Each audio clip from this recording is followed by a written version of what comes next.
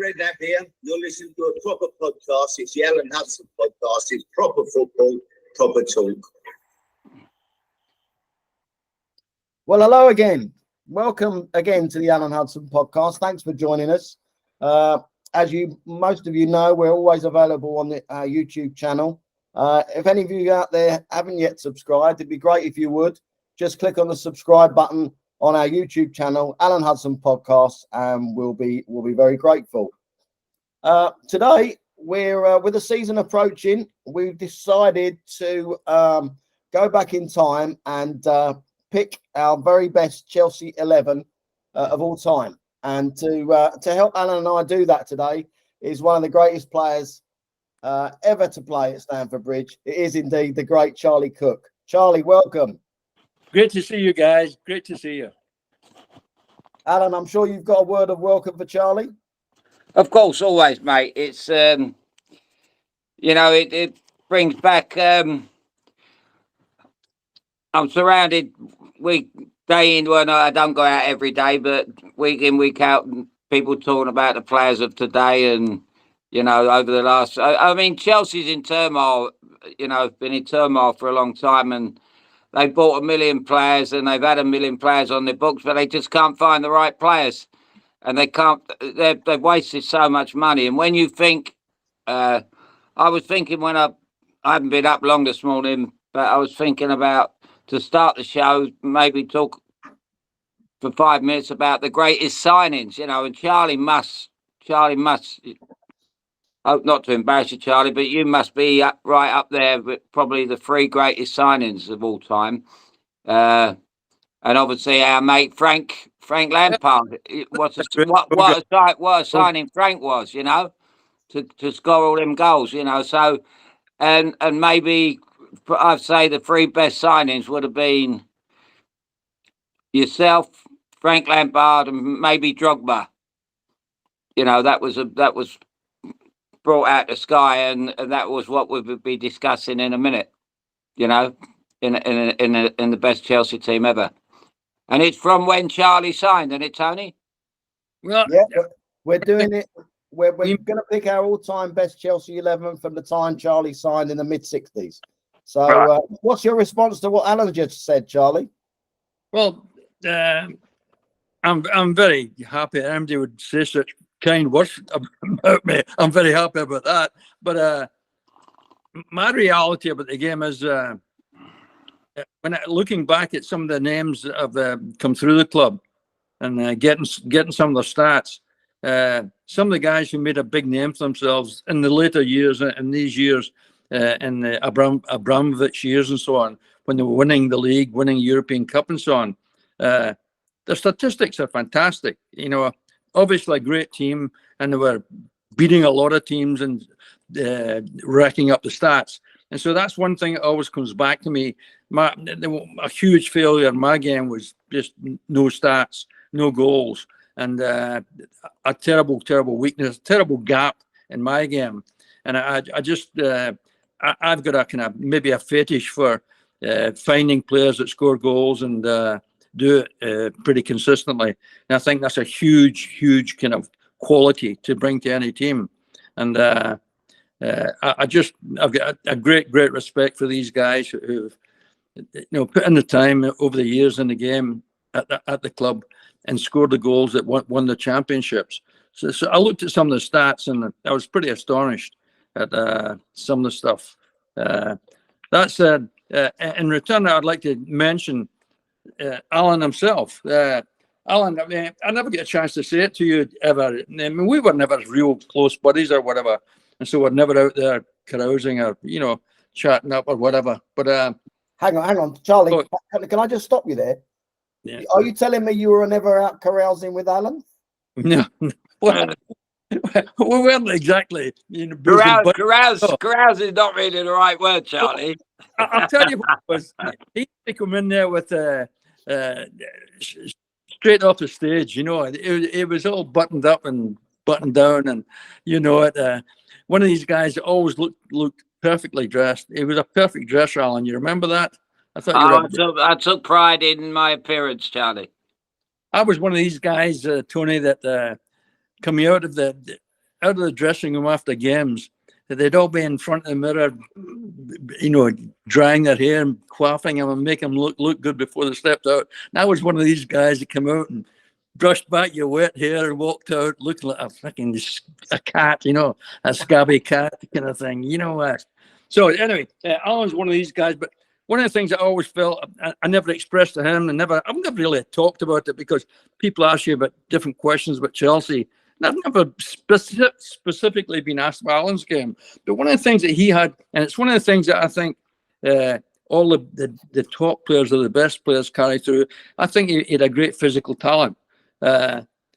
He used to play with that kind of, it never looked like a speedster as such, but he used to play beautiful ball control. He'd play it off, and he had that burst of speed that I used to envy. You know, that kind of thing that doesn't look like speed, but you can see him going away from players. A little bit like the young fellow that plays for England now. What is it? Plays for Real Madrid. Yeah, that kind of Bellingham kind of power up, that kind of pace, that kind of large stride when you need it, and that ability to hold people off, you know. And I always felt Alan had that kind of physical capacity that a lot of players didn't have. I know he used to do a lot of running when he was younger, and I always felt that maybe you'd gained a lot of that stuff from that extra work you were doing, Alan. But I always felt that was a huge advantage to you coming into the game, that a lot of other players of your age and, you know, your experience, you come in and fitted into the team immediately. Whereas a lot of young players come in, they look kind of promising, but couldn't quite cut it quite as quickly as you did. Yeah, down to your physical capacity to do things, you know. Well, I think unlike today, mate, you know, we have to take into consideration when we're judging these players what you've just mentioned, you know, winning Champions Leagues and all that. Our schedule, not just playing the game, but training. We had a Dave Sexton obviously always comes into the argument or discussion about, you know, the way things went. How would we train today, you know, with the pitches and everything else? Sometimes we train at Mitcham, cross country runs over Epsom, you know, you see these horses at Epsom running down Tottenham Corner. We used to do that on a Monday morning, you know. It was, you know, it's ridiculous. And our training was, and then you come to the Easter period when we played Friday, Saturday, Monday, and they say today about players, you know, we weren't as fit as them. Well, I'd match us with anybody. You know, there was no quicker fullback in the world than Eddie McCready at any time, any era. Yeah. You know, who's to say that, you know, the players today couldn't play, you know, but I always bring up the old Stoke City thing of my boss buying Stanley Matthews when he was 48, and he put 20,000 people on the gate, and he got him promotion, you know, and he was 48 years of age. So there ain't no, when you're that good, you could play at any period. So I think we've got to keep that in mind when we pick, you know. I think it's going to be an impossible task, this conversation, picking the best Chelsea team, but we'll I think the most important thing is to throw the best names around, and, you know, Tony and I have discussed this before. And, where do we start, Tony? Well, let's start with the number 1 jersey, the goalkeeper. Where do your loyalties lie as far as the best goalkeeper is concerned, Charlie? Well, I've been quoted in the past as always claiming that Peter Bonetti was, for me, the best keeper ever I played with, I played around, I had in my team. I felt he saved us on so many occasions. And I thought he was a fantastic keeper. Having said that, you know, and he'd be in my first team any day of the week. Having said that, I think to the modern teams that Chelsea have fielded, and I think of the goalkeepers, and I think of the size compared to Peter, and these guys are what, 6 foot, 6'1", 6'2", and the rest, Charlie.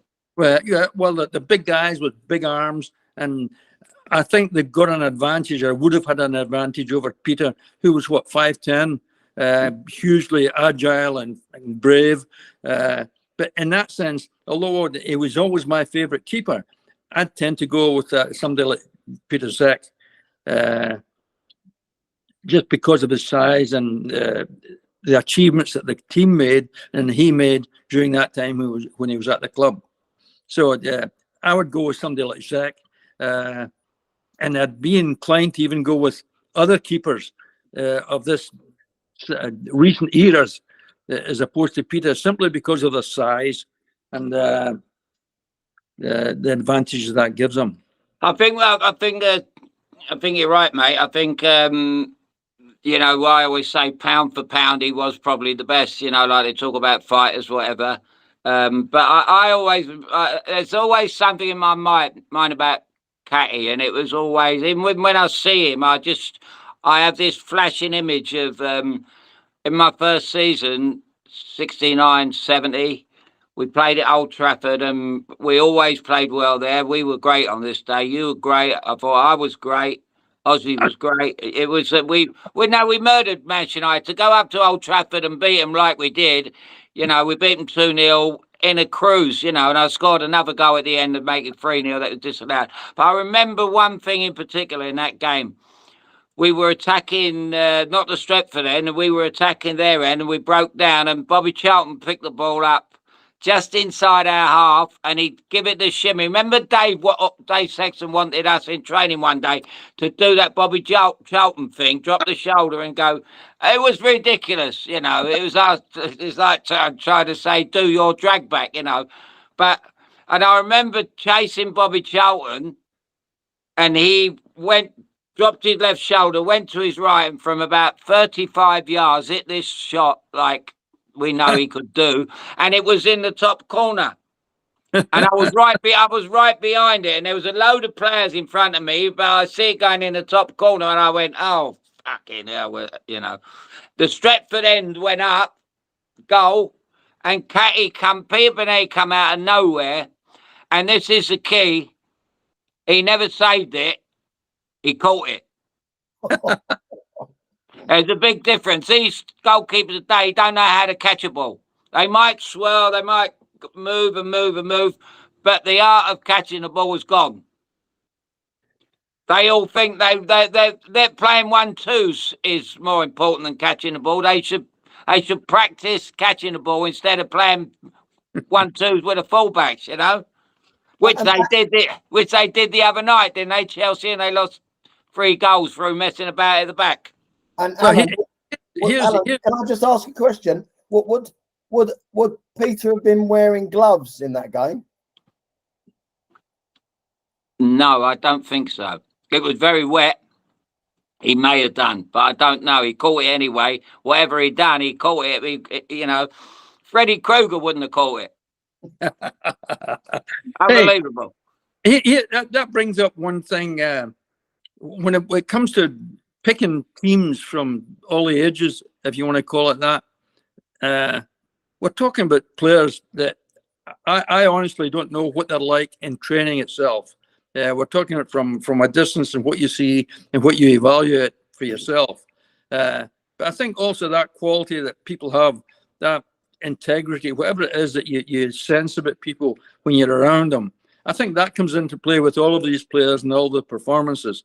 And Catty, whatever, I wouldn't even call it a disadvantage, but whatever disadvantage he had against these much taller players with longer arms and so on, he made up for it with his agility and keenness and his enthusiasm to be fit and to provide you with 110% value for whatever you were paying for, you know. So that kind of thing, that integrity thing with Catty, that goes a million miles, you know, compared to some other guys, say in the soccer game. And so I'm saying, I suppose that's my excuse for, you know, maybe not picking them, but you can't evaluate these things. And so I believe, you know, we've got to be careful as we go because we're going to spend too much time talking about goalkeepers. But okay. Yeah, I think pound for pound is the best way to go about it. There was none better than Peter Cech. You know, he although they had a great, you know,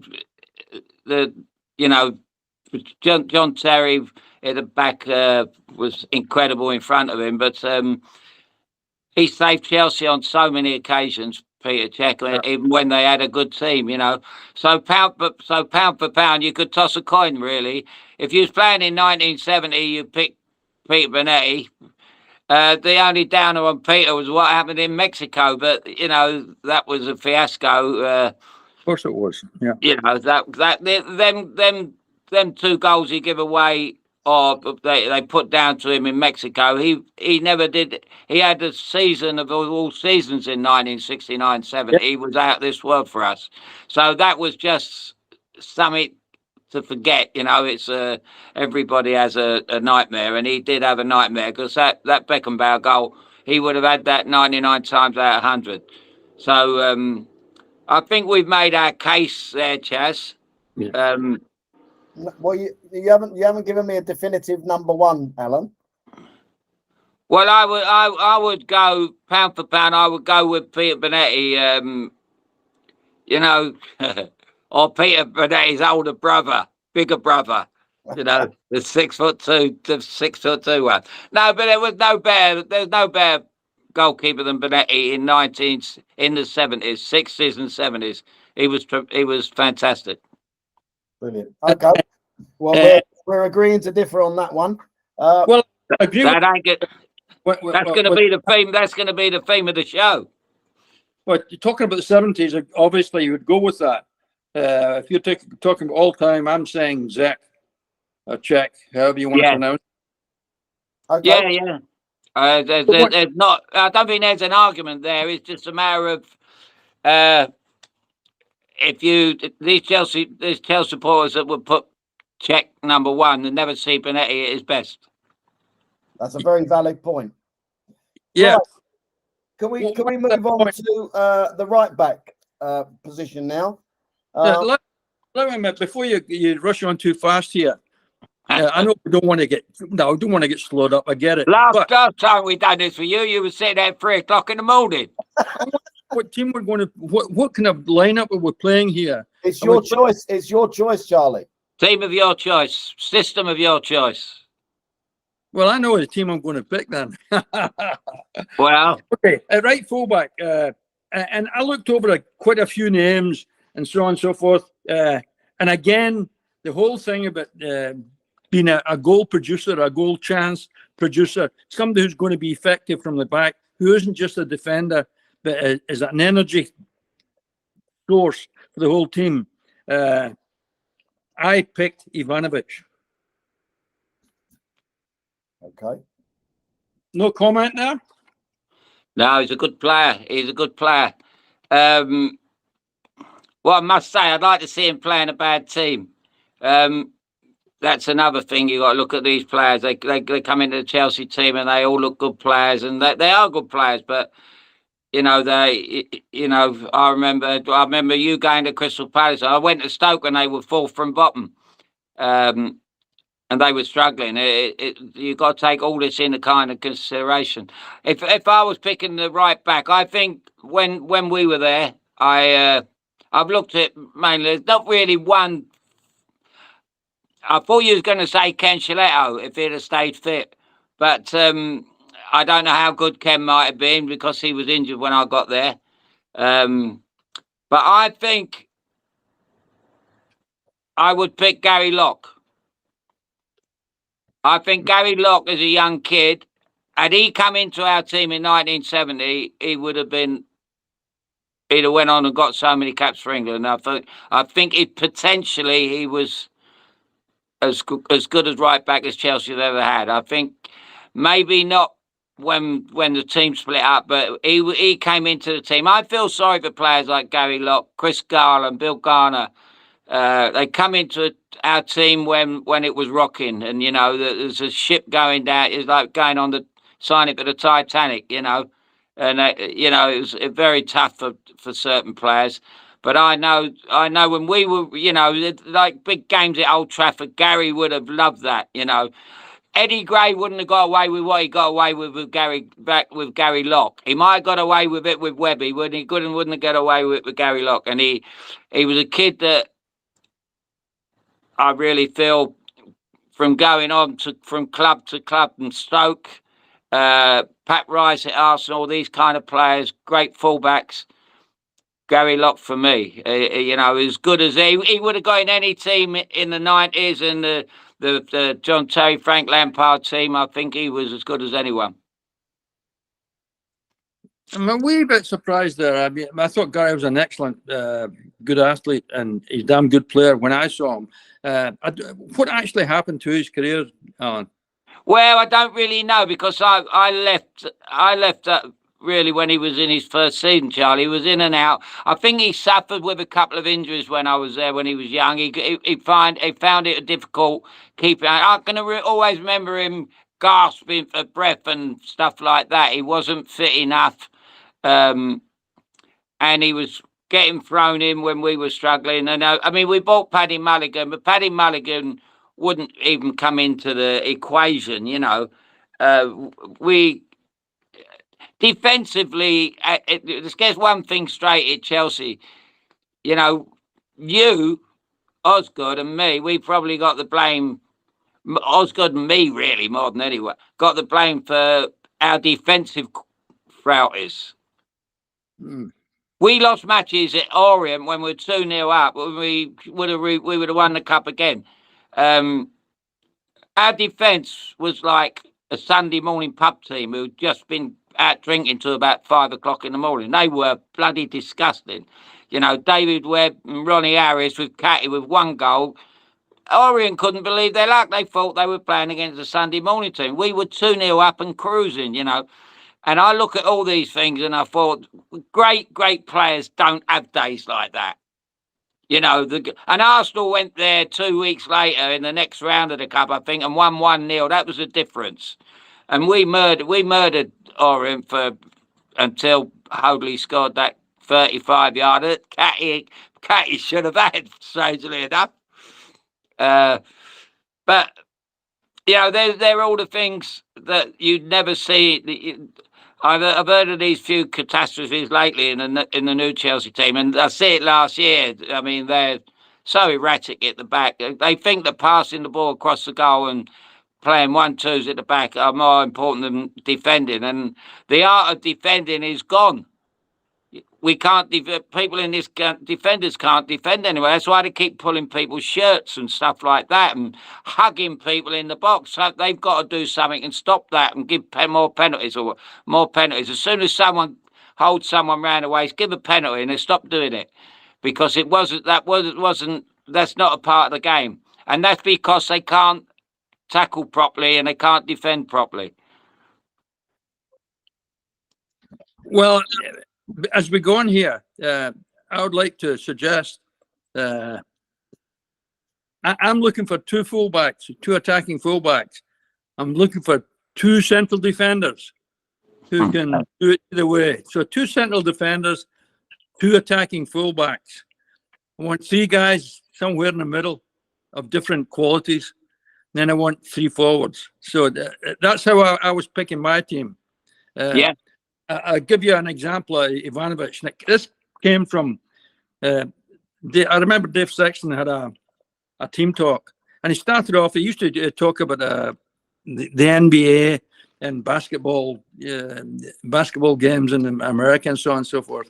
And he started talking about atoms and the energy in atoms. And he was talking about the energy and say, the basketball teams when they're breaking out upfield, and the energy that was in all the players, and they're all moving forward and trying to hustle to get a fast.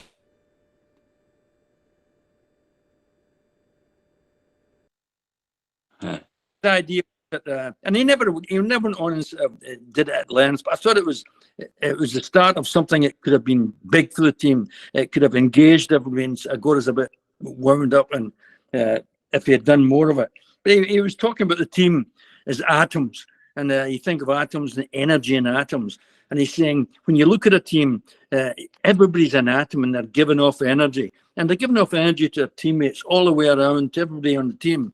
And basically he was saying you can see where in the team the energy is. There's energy there, and there's energy there. There's not much energy here, and there's great energy up there, and there's super energy up here. This idea of almost making you compete with your teammates to be a good energizer, to provide energy to your teammates. And I always think the reason I was saying Ivanovic was that was what I always felt he was, in my imagination. That guy who's got big energy was always kind of giving it out, always giving out output of energy. And on top of that energy, a kind of nose for goal. And that was why I picked him. Well, it's just strange you say that, because when you thought about a nose for goal, I thought you was going to go with Webby, because there was no better goal scoring defender than David Webb. But the problem with David Webb, he was brilliant in their books and not so good in ours, and that's why Webby's a central defender. I never thought of him as a wide fullback. Well, that's why Dave was wrong. Dave Sexton was wrong, mate, because he would pick, because Ronnie lacked a bit of height at the back, and he would put him right back, and he messed about with Webby right back. Played him at Wembley twice, and he had 2 nightmares. That's bad management for me. It's like me playing me in goal. You don't do things like that.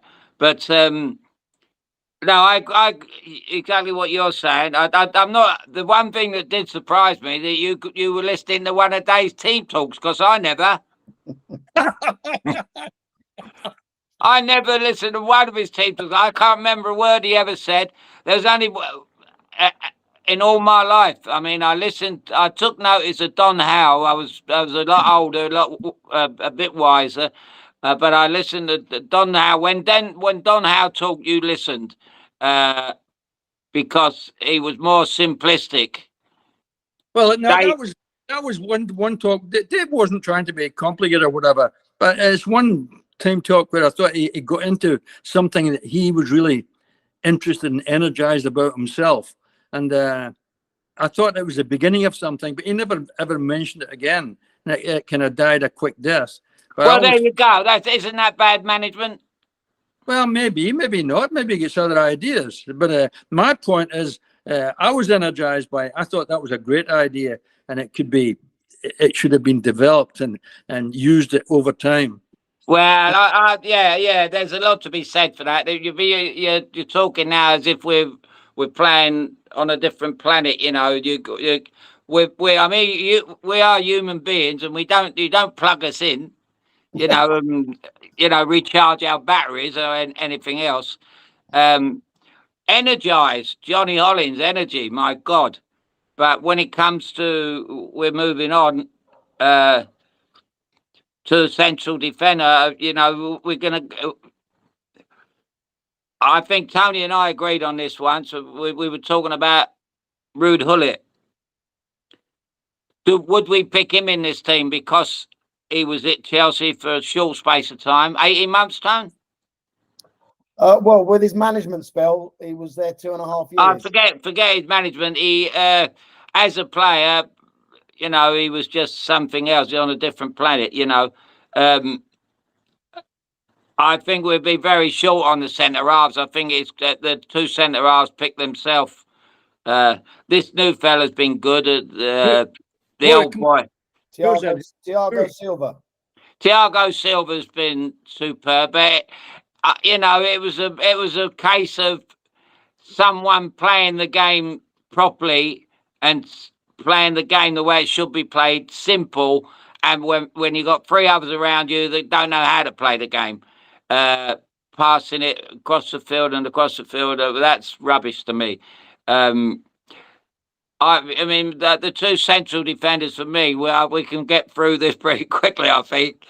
It would be Ruud Gullit and John Terry. Without a doubt, John Terry's probably been the best centre-half ever at Chelsea, I would think. I see him as a kid, and he was better than Desire and the other fella from France.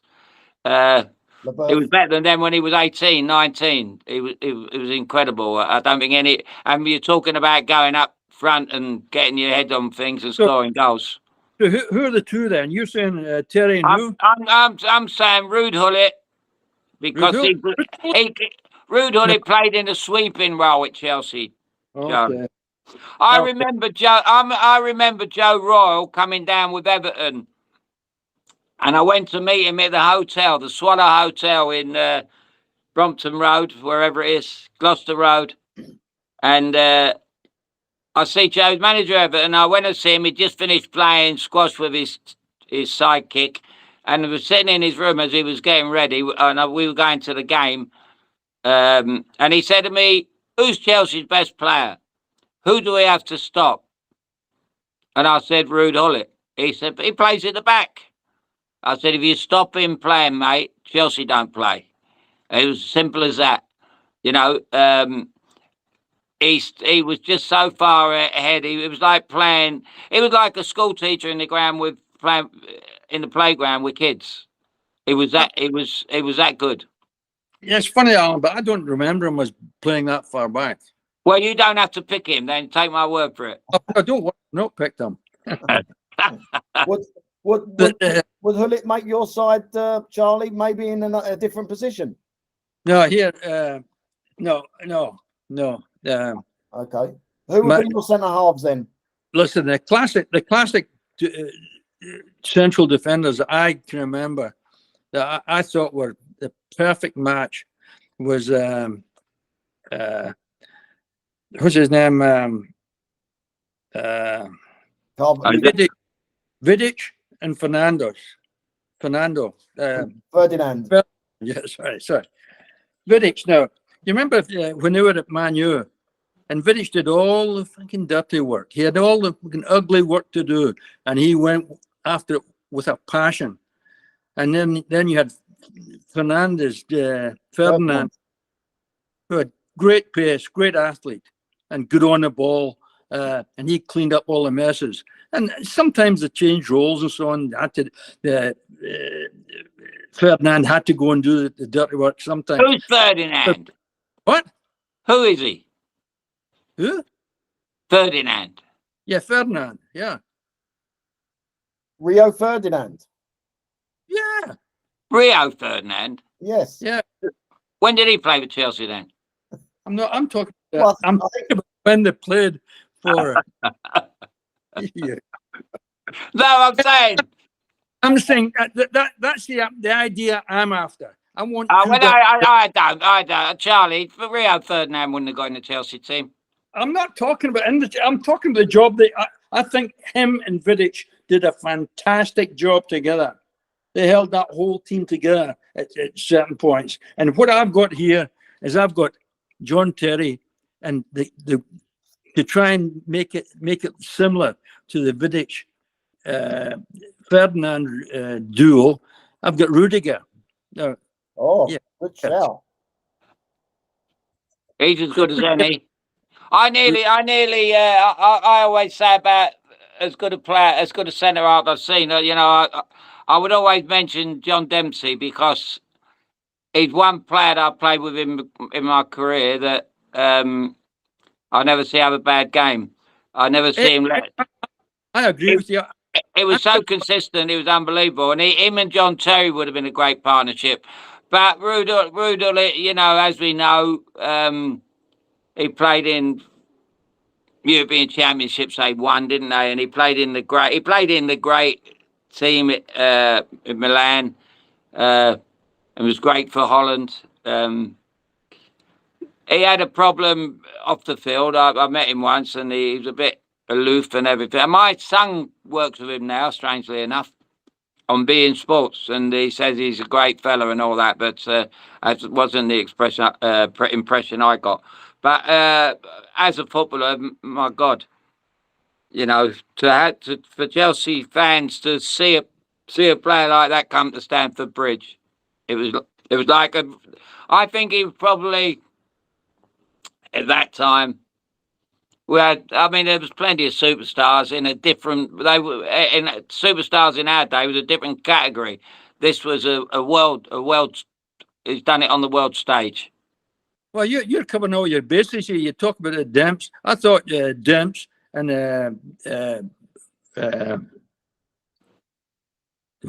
our other defender, David Webby, Webby and Demps together. They were excellent. I thought they Well, were. you just you know exactly what I've just said about Webby. Webby, you couldn't pick Webby in your best team of all time. Well, what I'm saying is, We're trying to pick a team that don't let goals in, Charlie. listen to me. It may be your show, but listen to me. You're saying change the name behind you, Tone. I've already said to you that I'm kind of selected from the last couple of decades because I felt that was the right place to be because of the achievements of these teams and these players. I've not chosen because I've been there for a short time and they did well. I'm there because they're there because they were there for a number of years and did a great job. Let me say something to you, Charlie. You're going on statistics. You've been in America for so long, but you're a statistic man now. You're looking at statistics. I'm talking about the best Chelsea team. You're not the only person in the world that can judge a player, okay? We know that we know we're going to fall out over this, but we're not going to do it over statistics. You know, I'm talking about the man on the street who all the great managers, Jock Stein, Tony Waddington, Alex Ferguson, they say, look, they've been working all week. They've been out at work all week. They want to be entertained. They want to.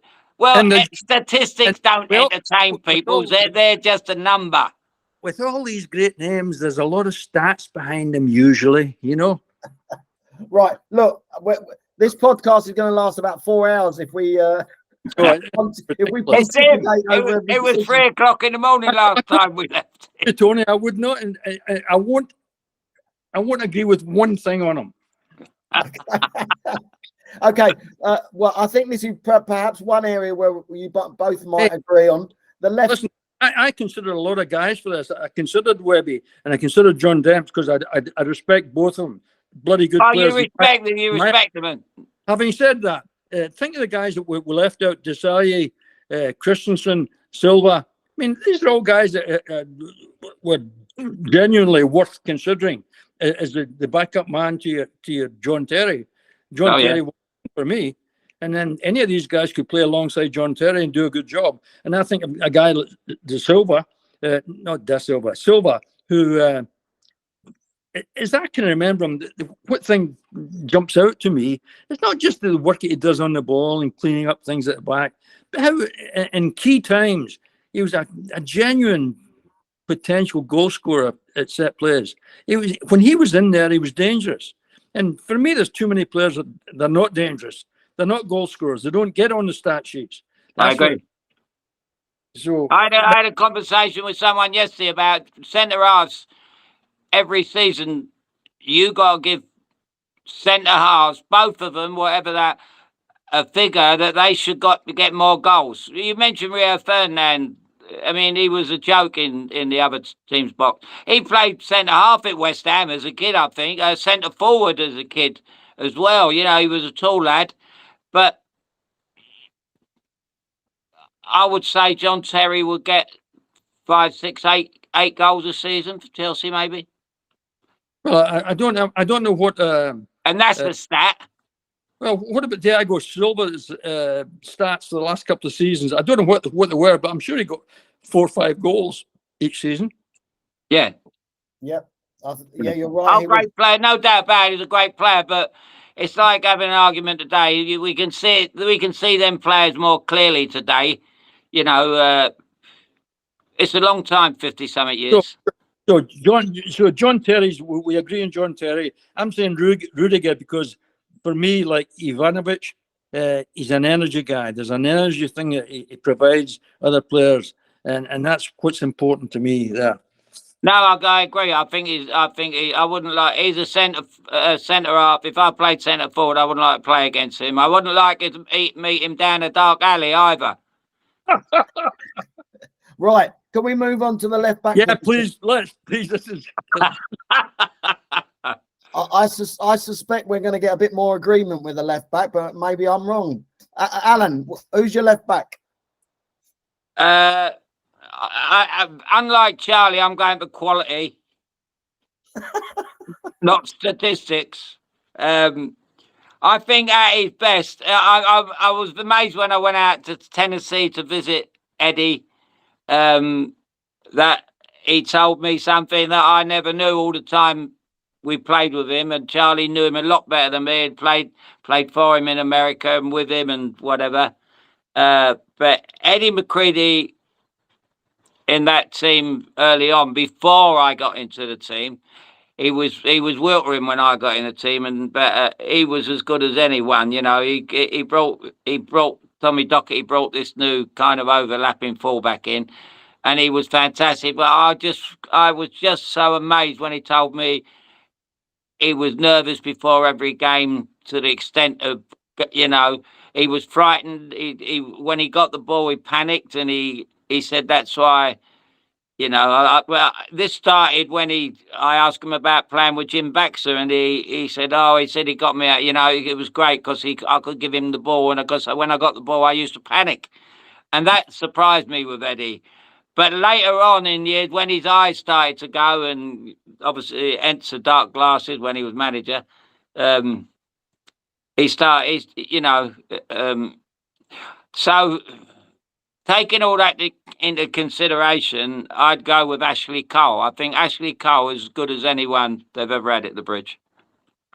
I agree. I've got Ashley Cole, and part of the reason I've got him in is because he plays with other players. As you know, he wants to be in the game. He's in an attacking kind of mentality about him, and he's going to be wanting to play with other players. Another guy, like I'm saying at Ivanovic, who brings other players into the game and energizes them, supports them, energizes, helps them do better. The one point I want to make, and we can move on quick, is the thing about Eddie Mack. When I came down to Chelsea, 66, Eddie had played in Scotland, obviously, and he'd gone to Chelsea. I didn't know anything about that because you remember the press at that time. I don't know if you would remember it, but the press at that time didn't report anything in Scotland but English teams, just tiny little snippets. And you didn't have TV, you didn't have radio, it didn't have all that kind of coverage of soccer like you get today. And so I didn't know. When I came down to Chelsea, I didn't know Eddie McCready was Scottish even until I got there and I found out he was Scottish. Well, you wouldn't with a name like that, Charlie, would you? Well, hey, but I didn't know. This is the crazy thing. It was a couple of seasons before I realised Eddie had come down as a centre forward. I didn't realise that. He'd originally been a centre forward. And that kind of, I mean, if that's true, I presume it's true. No reason for him to tell me any lies. And that would tell me, it would explain to me why I always felt Eddie had good, delicate touch on the ball, good technique, doing things. You're shaking your head. I don't know why. Yeah. Well, you remember you expect me to keep a straight face, centre forward. I know he played one day in a game. He scored played at centre forward one night down here. But don't give me a centre forward. Come on. That's what they told me, and I don't. Maybe you can call up Eddie and ask him. Did he start as a centre forward? He would remember. He would remember. I don't know, but that was my impression. But anyway, I went with Ashley Cole at left fullback. Thank you very much. We agree. Well, yeah. Hallelujah. We've great football. I mean, you know, before we go off the subject, having said that, Ben Chilwell was in the frame for me because he scores goals occasionally. Okay. Well, you can't do much about that, can you? No, it's a good stat. Fantastic stat. You're going to home to haunt you yet. Ashley Cole didn't need to score goals. Everybody needs to score goals, even you. Okay, so we've got our back four sorted now. What sort of formation are we playing in midfield? Are you playing with three? I want three. I'm going the way we played in 1970, and it was perfect. I like the 4-2-4, and when we ain't got the ball, we got 4-4-2. It's as simple as that. We're playing with two wide men. No Alf Ramsey here. No wingless wonders and all that. We got to have wide players. Hence, we got a plan because Chelsea had two or three of the best wide players. So you can't dismiss that. I think we got to go a couple in midfield, a couple of people on and it's when you got people like we're going to talk about in a minute up front, then they were that good in it aerial positions. I'm going to offer. I watched 100 goals of Didier Drogba yesterday. And if anyone's watched that, they were kind of. It was like you're taking a bung, pick me. But phenomenal. But that's going on too far. We're going into midfield where you got three, Charlie. Okay, I'll give you my defensive midfielder, if you want to call it that. Yeah, my holding midfielder would be. I thought about Makelele, but I'd pick SM also because he scored the occasional goal. Oh, right. Yeah. Some goal scorers our team. Hey, he scored more goals than Makelele. And I thought very highly of Makelele. Very highly. Very good player. Yeah. I'm going for the and I'm sure every football fan on earth who love their football will agree with me. I'm going for the entertainment value. I'm going for the best players in that position. You got to put. I wouldn't have a defensive midfield player. I don't think you need one. If your back four are good enough, and you got people in midfield who can keep the ball without passing it side. I'm talking about Declan Rice and all that mob we just watched in the Euros, passing it square, negative. I'm talking about great midfield players. I don't really think you need a holding player. Holding players come into it. Hey, are you going to tell us who your selections are then? Yeah, well, I think probably when I said the greatest signings, I think one was Frank Lampard. I would bring goals into it because Frank Lampard, I'd seen him play as a kid at West Ham. And I was very close, not ultra close to him, but I was going to take him at training one. I was going to America, and I said, when I get back, Frank, we go out training, me and you, and because I felt he could have added to his game a little bit, and I think he kind of got the gist of it. He was, to be leading goal scorer from that position in the history of the club is just a phenomenon, really. Well, I've got him in there too, but I've got him in the kind of attacking midfielder as opposed to the holding one. But I had him in there. Yeah. We agree there. We do agree. I mean, it's hard not to pick Frank, isn't it? But his fantastic goal scorer, I mean, the fact that he took Bobby Tambling's record, I think it's fantastic for somebody in midfield. Yeah, absolutely. And people don't expect midfielders to score goals. But it would have benefited you and me, especially me, Alan. No, I don't agree. I don't agree with that. It's not your role to score goals. You can't play in goal, Charlie. You can't be good at every position. You got to have specialists in every position, and that's what Frank worked. Frank worked hard in his game as a kid, and he worked hard right to the very end. And I think his ratio, because having played with Malcolm MacDonald at Arsenal and see him in training and practicing, like you told me one day about working out with Rivellino and what he could do with the ball and hit balls into the goal and stuff like this. Well, I wouldn't really put him in Rivellino's class, but Malcolm MacDonald, if in practice, if he shot, he hardly missed a target. And Frank was like that. His ratio of goals for shots, I bet, are the best ever. I bet that is the best statistic ever. Someone shooting. I see a game last night. I watched Egypt play France, and France left back had two shots on goal. One hit the one corner flag, and the other hit the other corner flag. It was like playing 1-2s. But Frank was a phenomenon, mate. He never shot unless he knew he had a chance of scoring, and he added. The good thing about Frank, he played the game. He simplified his game. He played to his strengths, and that's what I like about the Frank.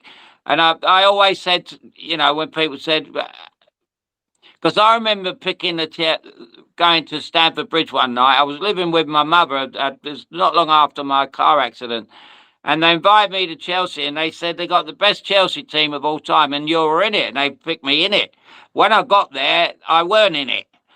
And and Bobby Tamblyn was in it, and when I got there, he weren't in it. Because Bobby Tamblyn couldn't turn up, so they put someone else in it. And we were at this function, and Frank Lampard was in it instead of me.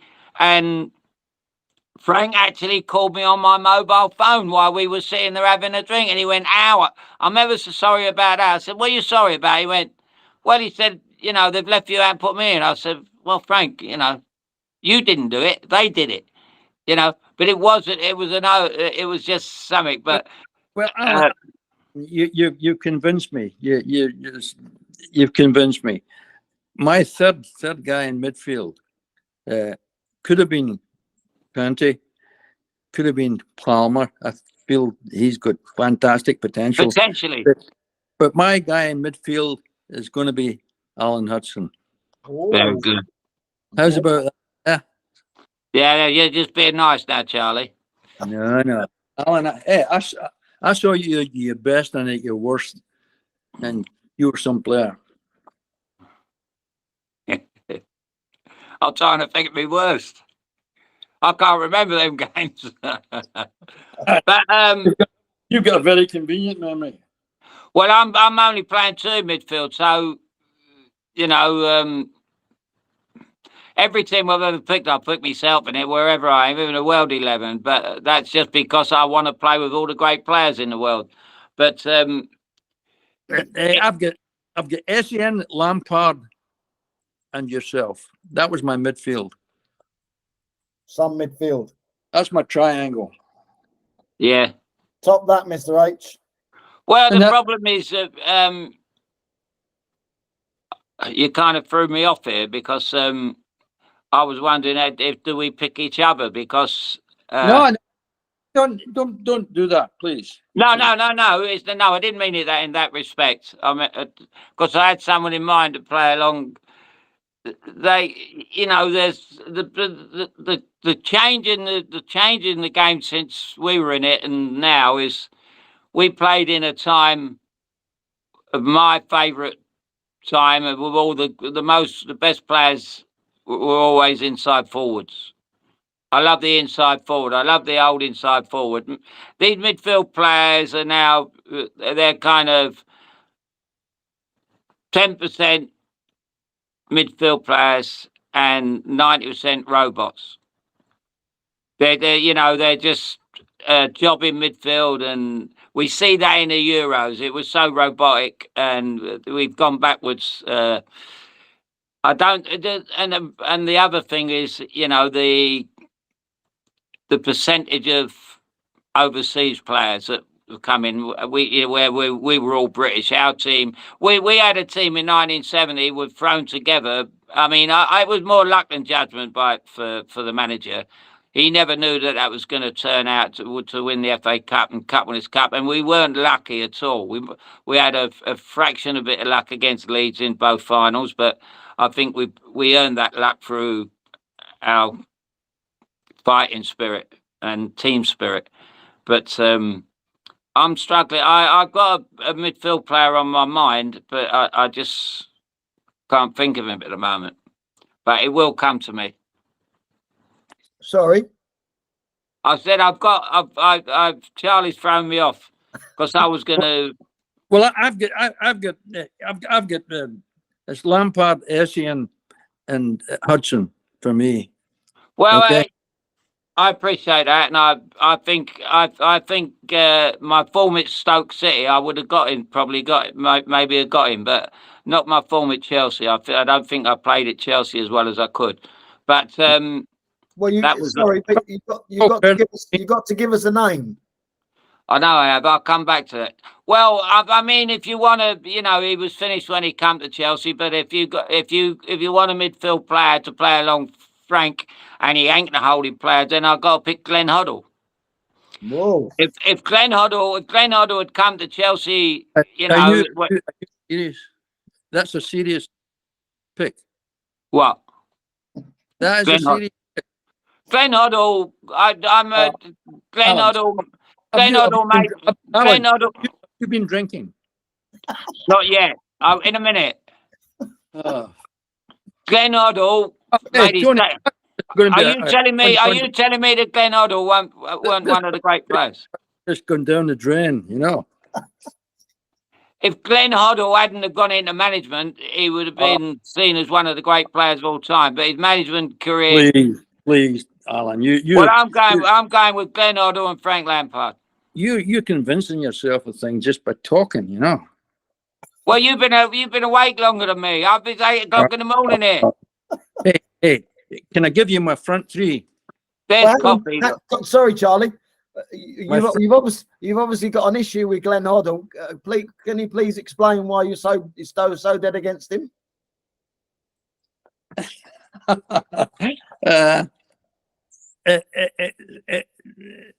It's like the thing I've got against a lot of players like myself, playing midfield and the productivity part of it, and the applause for show, and it never wash for me, not in the Premiership. And well, I think when he comes to Chelsea, I don't think I'm thinking Glenn Hoddle on his Tottenham form, really. It's and what he could have brought to the party if he'd have been at Chelsea when he was 21, 22, 23, he would have got in the all-time team.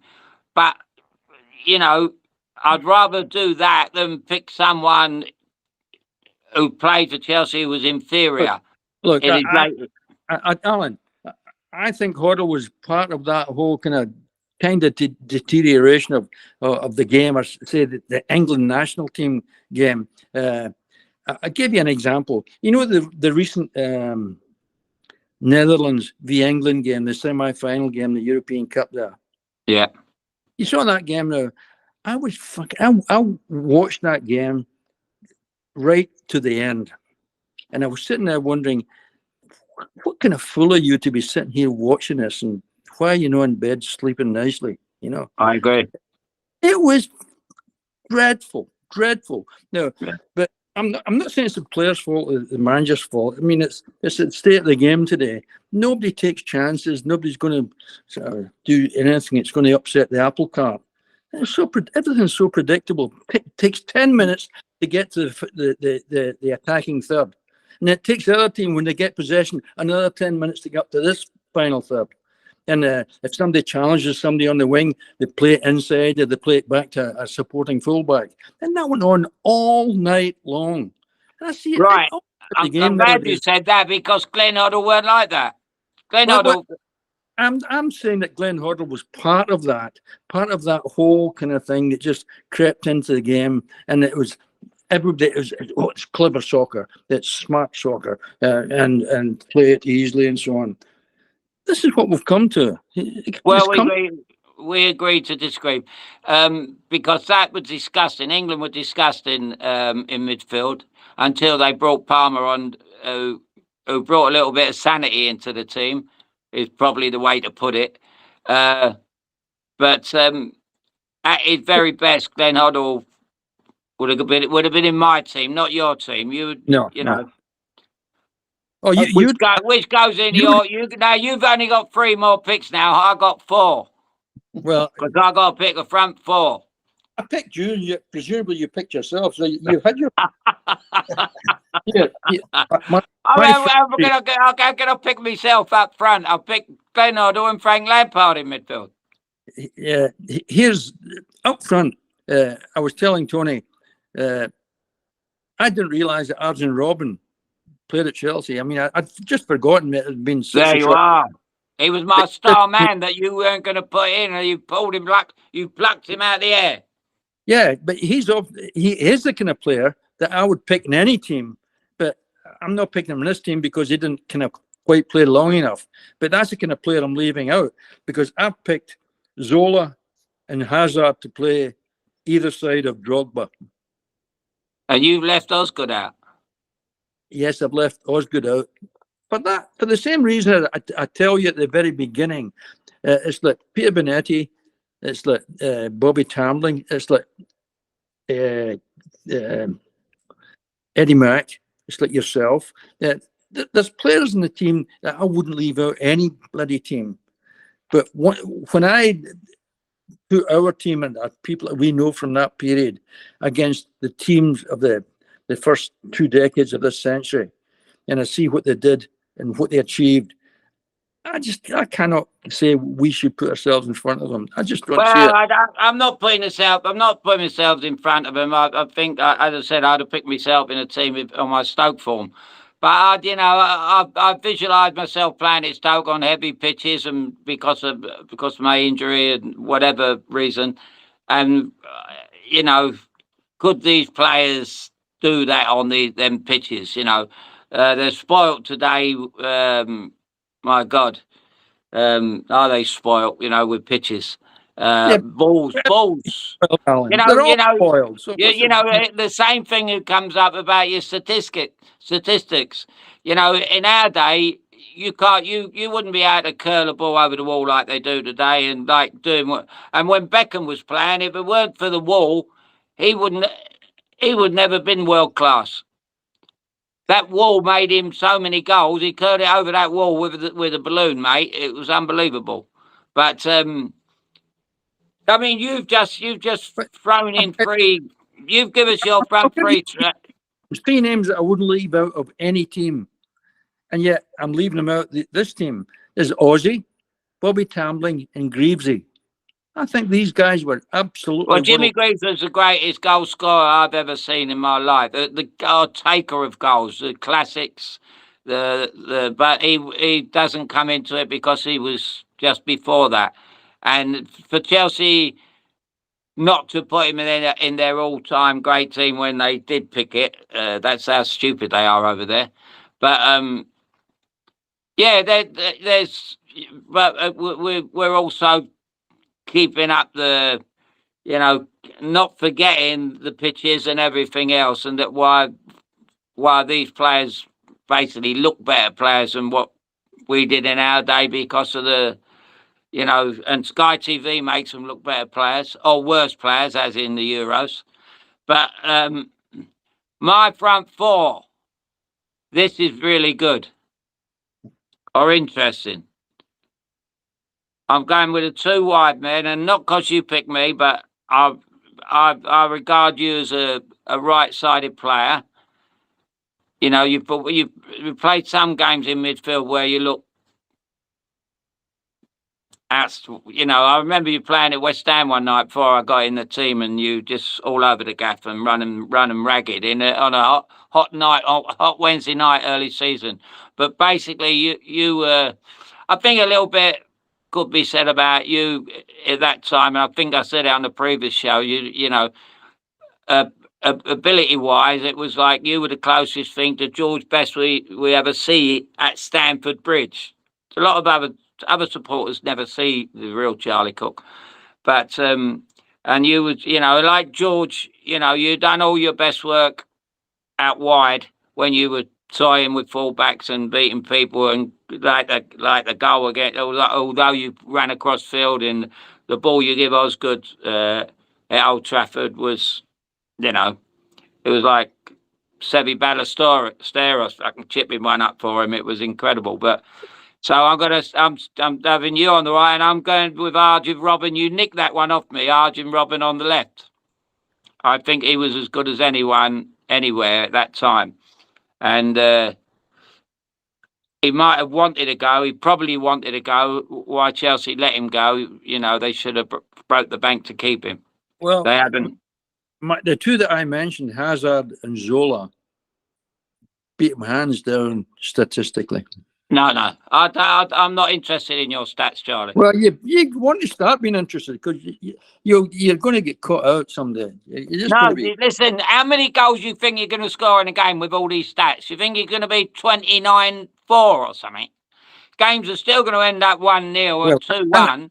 I think there's a bigger chance of goals in the game if I've got Zola and Hazard in good form. Really? Then Arjun Robben in good form, yeah.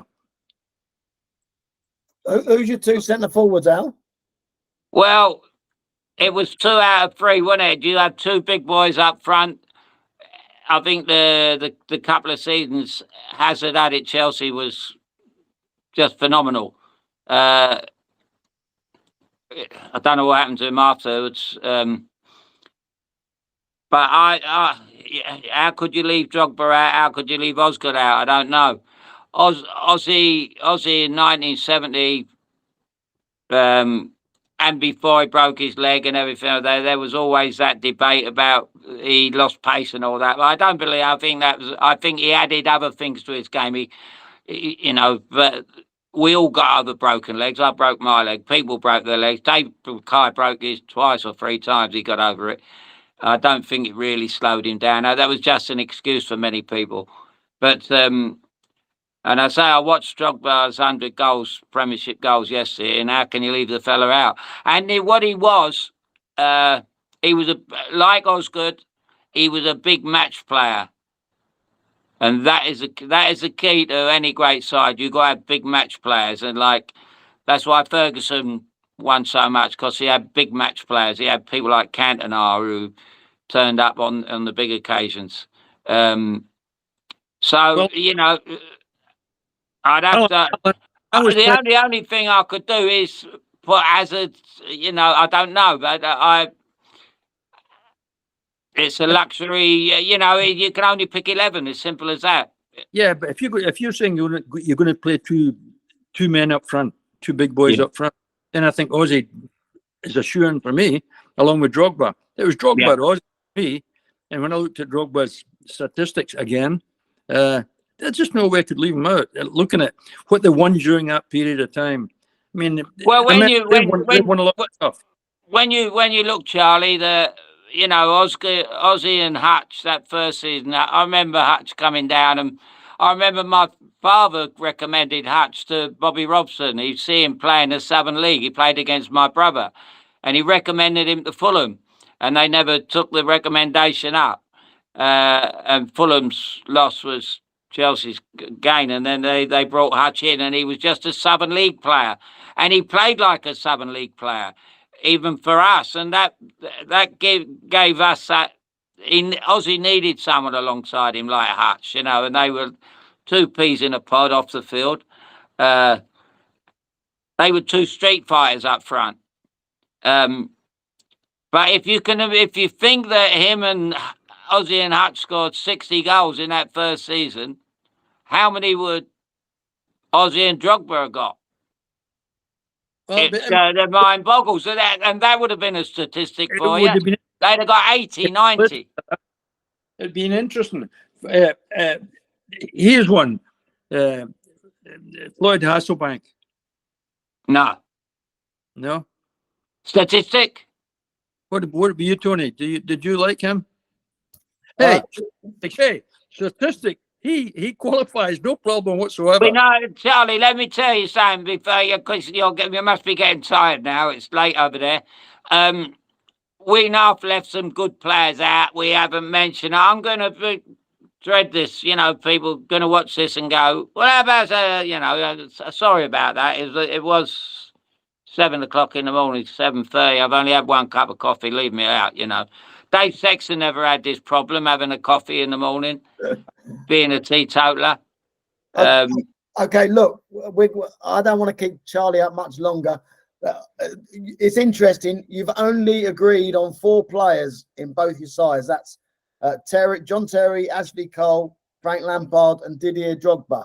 So it's been fantastic to get your different views on different players and the different formations that you'd use to accommodate those players. But the way I want to wrap up is to ask both of you who you'd have as manager of your 2 teams. Well, my one's simple. Ancelotti. Funny you should say that, Alan. I was going to say from the statistics. Go on. Yeah, his statistics, he wins it hands down, doesn't he? Yeah. You know who I've got to go with. Having said that, I was just saying to Tony the other day, Ron Stewart. The one guy I've always admired. I cannot believe the statistics that he's accumulated over his career as a manager is Ancelotti, and he had a fantastic time at Chelsea too. He did well, so not knocking that at all. Having said that, I don't see how you can go against your man. No, you're not serious. I think you've got to. I mean, he might be a nutter in some kind of ways, but Tommy Dockey. No. I think we know he's referring to Jose Mourinho. Yes. Now I don't know Mourinho. I've got no idea really how he works with people. All I know is he got results, and a very important time for the club, and I admire that. No. You got. The same as Ancelotti got results too. Well, I think Ancelotti got results with much better teams and much better individuals, much better performers. I'd rather watch an Ancelotti team play than I would a Jose Mourinho team. He brought this park the bus into the game. He brought this winning is what it's all about. But winning is not what it's all about. Let's get one thing across. We'll get an audience. We got a big audience on this one because you're on the show with the bringing it. But you got to remember that winning is not everything. I'd say the Chelsea supporters, why do you're so possessed with winning? Winning can be the most. They put something in the paper, in the Sun newspaper the other day. They done a U-turn on Southgate saying he's got a best record, better than Al Franzi. These England managers all got great records in friendlies, but when it comes to the big time, no chance, But Alan, when you say best records, what are you talking about? You're almost contradicting yourself. The best records, you mean they were playing beautifully? Best records. The best one of your statistics.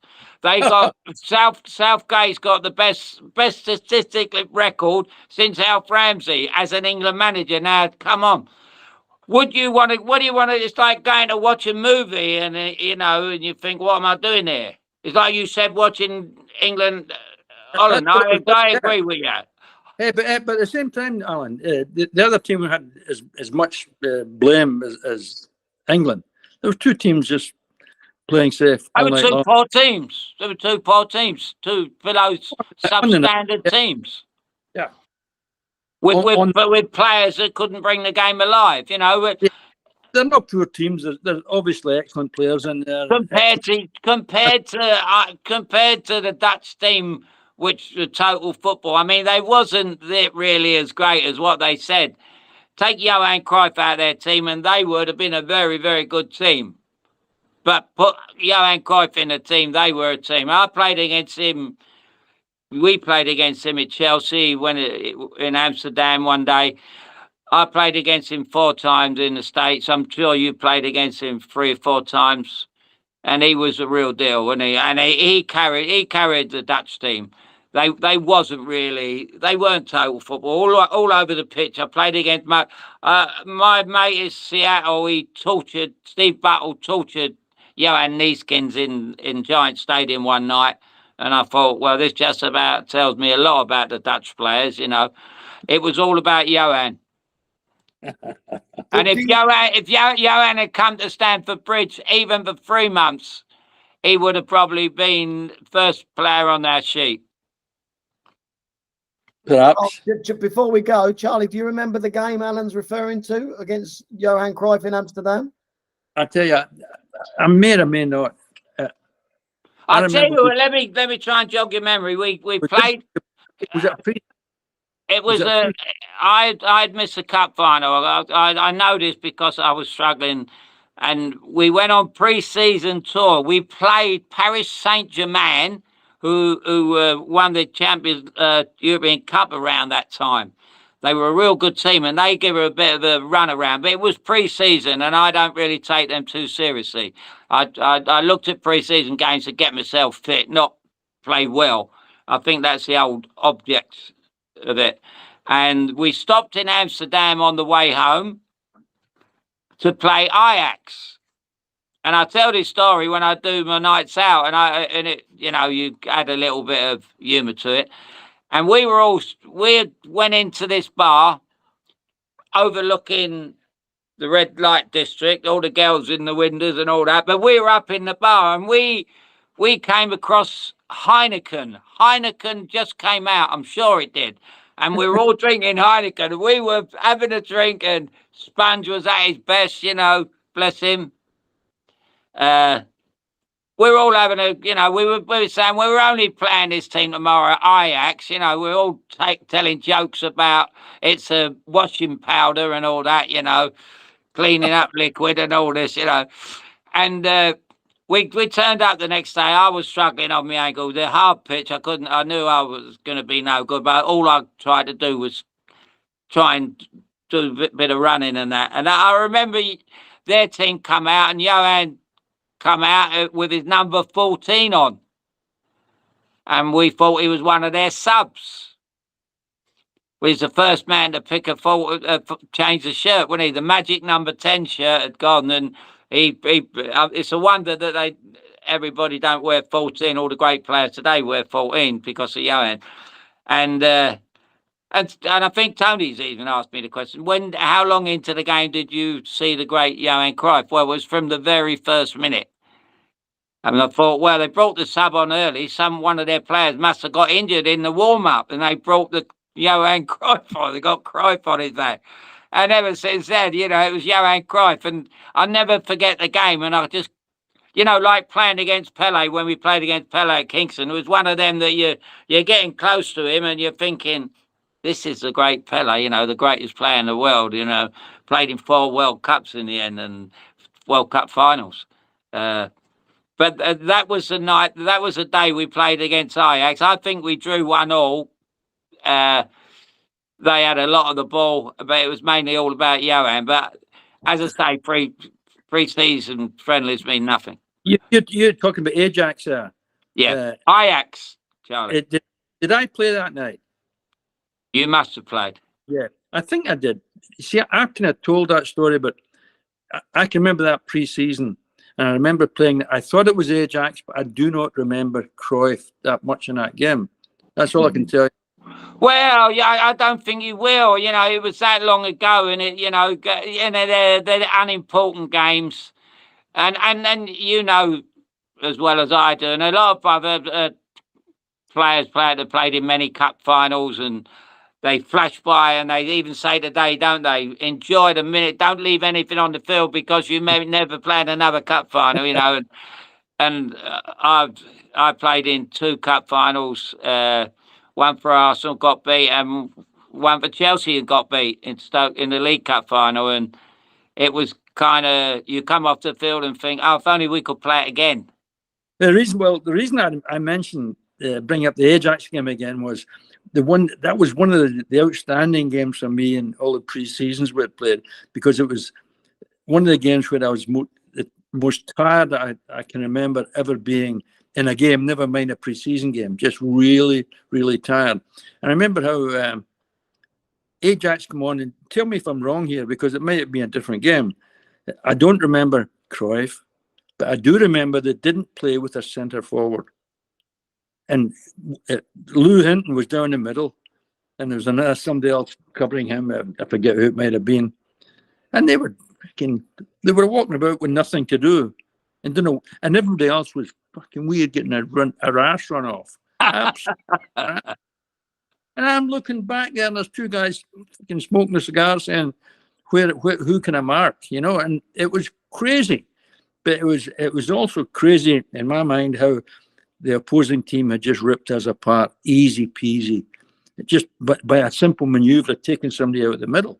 So a defender who's used to defending man for man every bloody game of the season had nothing to do, and we were. Well, I think that's the way they played, Charlie. I mean, Van Basten came along later on, didn't he? Van Basten was something else.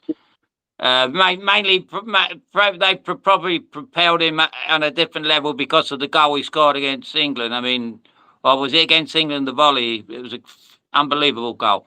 And you'll always remember that. You'll remember Van Basten for that. But I don't think Holland really... I remember one in Euros, Hullet kind of played centre forward, didn't he? Just off the front man, you know. But they didn't play with centre forwards as such, did they? There wasn't a nation to be remembered for their front players. Well, I just remember it being a shocking night for us. I mean, a tiring night. I mean, absolutely knackered after it. Well, that was because of the Heineken the night before. That's what I'm trying to say. No, it was probably all the running I was doing for you. Come on, John. I used to do it every week, didn't I? I did it every week for you. Can I just, while you've been chatting about the game, I've just called it up on Google. Go on. I can't find the Chelsea team, but it was a 1-1 draw. Ian Hutchinson scored the Chelsea goal, and the Dutch team is quite a revelation. Ruud Krol, the defender, was at the back. Do you remember him? Yeah. Ruud Krol. He scored against us at Stoke and knocked us out of the UEFA Cup, yeah. And Neeskens was also in the side. Yeah. Can't remember him. Well, he was in the side. Cruyff, Neeskens, Rudy Krol, and a Dutch defender called Wim Serbia, who played a lot of games for Holland. In America too, yeah. He played for New York, yeah. And Jerry, another name I remember, Jerry Muren was up front. Muren, yeah, I do remember that. Yeah, that weren't Arnie Muren. No, it wasn't Arnie Muren. No. Did Johnny Rep not play? No, Johnny Rep's not in the side. He was probably. What was the Chelsea side? I'm struggling to find. This is on the Ajax website, so they haven't got the Chelsea team listed. But if you keep talking, I'll keep trying to find it. Hey, keep arguing, you mean? But that's interesting. Before we brush up, did you ended up going to Tommy's funeral, Charlie? Yeah, went up to Gateshead, yes. Yeah. Well done, mate. I was pleased to say that Webby went. Yeah, well, I was quite interested. He turned up. There he was. And I thought, great. And I was awful happy to see him because I always felt I'd been kind of distant from Webby for the last 20 years, 30 years. You know, I've never really, even when I've gone back to Chelsea or whatever, I've not really been in his company.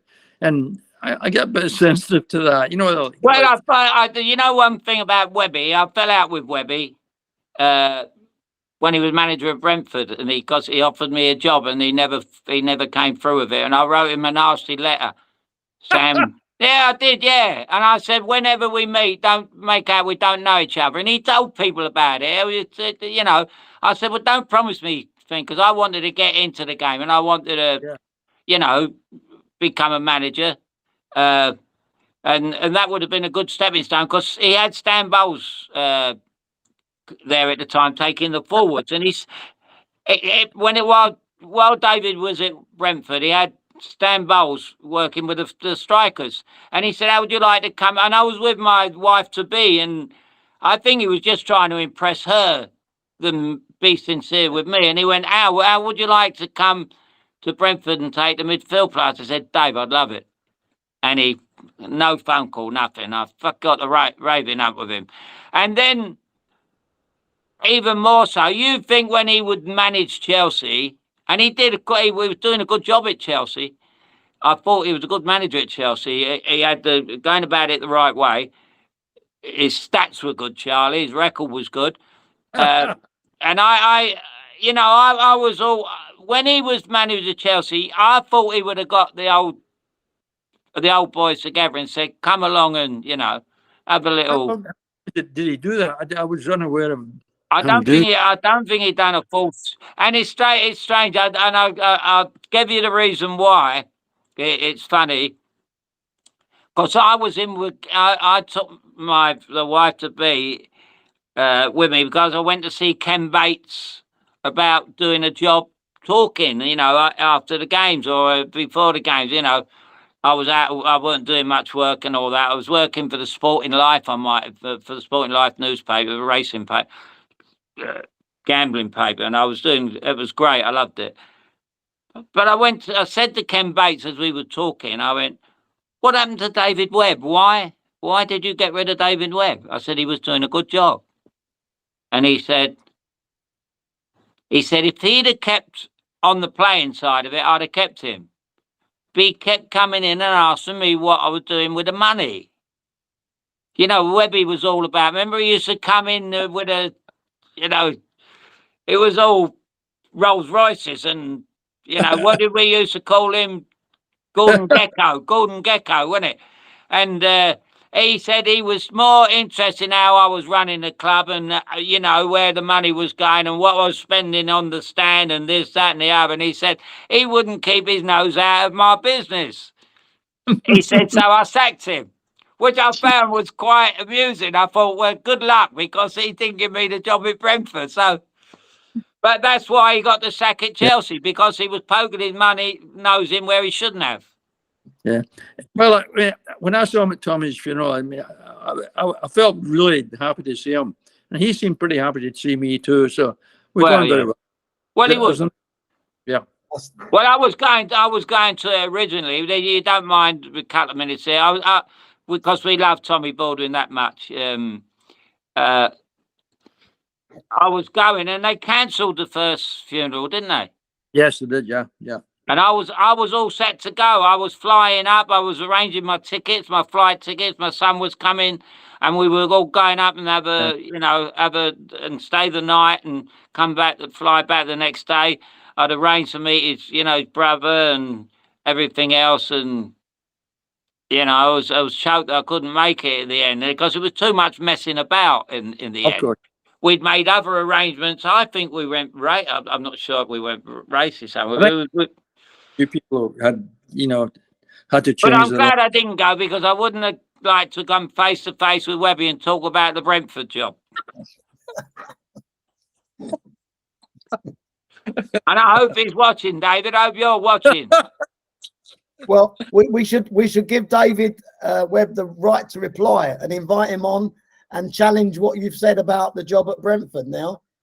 Well, I'll tell you what, at least Charlie and I can laugh about it. It won't be a laugh with Webby, mate. Because I'm still thinking about suing him. Okay, I think it's probably time we let Charlie get off to bed, but over in What's California.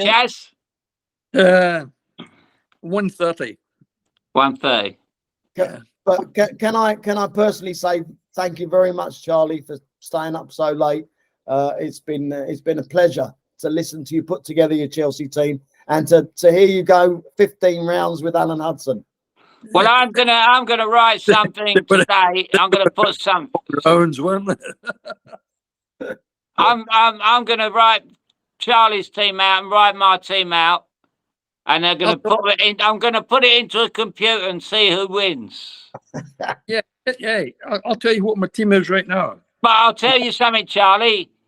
Your team might have beat my team, but we'd have got 60,000 come to watch us play, 70,000, about 25,000 to come to watch your lot. The statistics prove you wrong. Well, I know. Well, you're USA. They're a statistic country, aren't they? That's why he lost the last election, Donald, because of statistics. They fiddled it, same as they fiddled this one here. And the most unbelievable statistic ever. Go on. Is that Frank Lampard from midfield was the top goal scorer in the Chelsea history. Unbelievable. I agree with that. Fantastic. Yeah. Can't argue with that. Yeah. Okay, guys, listen, thanks for this has been we've done an hour and a half. Well done. Yeah, it's been a memorable edition of the podcast, and I'm sure lots of people are going to be tuned into this one. Thanks again, both. Great, Charlie. I enjoyed it, mate. Thank you, Alan. It was great to see you again. And great you, pal. Speak with you. Take care. Thank you. Thanks, Charlie. Speak soon. Yep. Bye-bye. Bye-bye.